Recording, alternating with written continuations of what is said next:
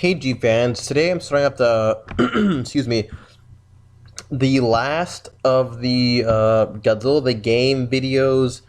And so first and foremost, in these last series of videos, there's probably like 3 or 4 more before I'm completely done covering the game. I wanted to cover the most obvious one. I said from the very beginning I wanted to do last would be Godzilla himself. And I want to do him last because I say he's the most overpowered one in the game in certain respects. So yeah, here I am finally doing it.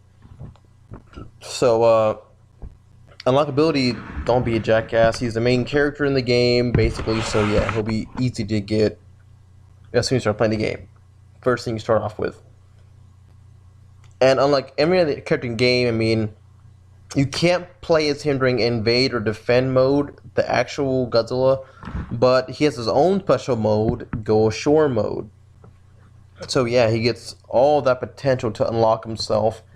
And you can unlock more stuff from him by playing as other monsters during invade and defend mode.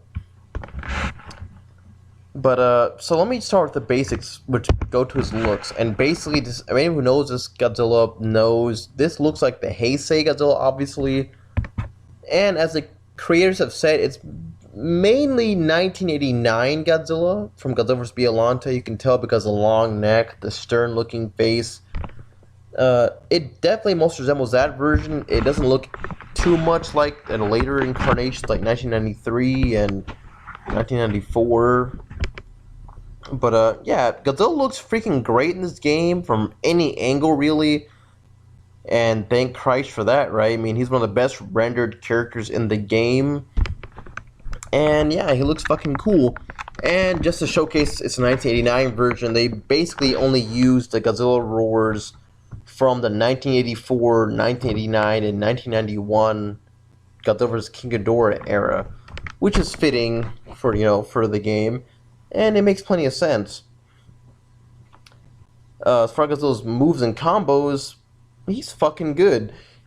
I mean, playing with him fresh off the opening the game, playing him during go ashore mode, he's fucking good already because he has a tail swipe. It allows you to open up your opponent a number of fucking physical tackles and grappling techniques. He also has the heat ray, which has always been good, and of course the nuclear pulse, which just destroys everything. So once you get a feel for the game, playing him during go ashore mode is really fucking fun because you destroy a whole city really fast with the nuclear pulse and the tail. And the reason I didn't cover him first and foremost because as far as combos go, Godzilla has the most. If you noticed, on the game there's basic level, then you can level up your characters about level through 6 through 9 or 10, I suppose, and then they reach the max. Godzilla is the only one who reaches like level 13 or so before he maxes out, and then every other character is a little bit below him. And that's because Godzilla has the most combos, for better or worse. And when I say this, I say it because they put so much work into Godzilla, it's amazing. He has so many different combos, it's fucking awesome. Some of my favorite ones, the 180 degree turn, which is basically a hit, basically a way to hit your opponent and a way to move through the game faster. And the cool thing is you can also apply this to 1964 Godzilla and Burning Godzilla. Basically, you press the L2 R2 button in a certain fashion. Godzilla will, instead of doing a very slow turnaround foot by foot, he basically just swipes around. His tail will turn around and hit something, whether it be a building or a monster, and he'll be turned around instead of doing the whole very slow degree by degree turn. That's what they call the 180 degree turnaround. It's pretty useful in combat actually, and it helps you get the opponent off you need to, and helps you destroy a city when you're low on energy so you don't fucking lose your fury factor, which is a very important part of leveling up in the whole game, keeping your fury up. And of course I love all the breath variants. We have the normal breath, we have the spiral breath, we have the steam breath from 1954. You even have the smoke ring breath. It's just awesome. Then of course Godzilla can actually fly using the Hedorah technique, using Godzilla vs. Hedorah, 1971. And we even have the Godzilla Shay from Godzilla vs. Monster Zero. which is very useful in invasion. I mean, during Go Ashore mode, because once again, it allows you to move faster through the level. So instead of just trudging along or charging, like you actually literally bounce through the level, which is just it's hilarious to watch. And of course, it actually does decent damage and it's fun to use during combat. For obvious reasons, I wouldn't put Godzilla in any of the top 5 or top 5 worst videos or something like that because he's just too overpowered compared to the monsters.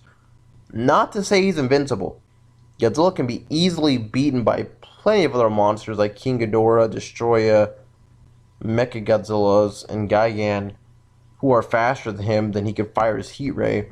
But the point is, he has the most unlockable things that he can do with all the points you earn, which is freaking awesome, and it's worthy. I mean, it is literally called Godzilla the Game, so yeah, he's worthy of all of these things, and yeah.